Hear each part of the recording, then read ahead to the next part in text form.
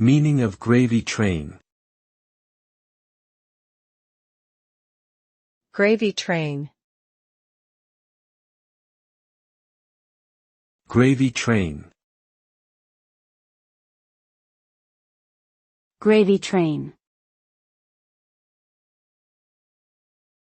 Gravy train. The term gravy train is commonly used to describe a situation where someone is receiving a steady flow of money or benefits with little effort or work required. It often refers to a situation where an individual or organization benefits from government funding, subsidies, or other forms of financial support. The phrase can also be used more generally to refer to any situation where someone is enjoying a large and easy reward. Overall, gravy train suggests a situation where someone is benefiting disproportionately without making much effort.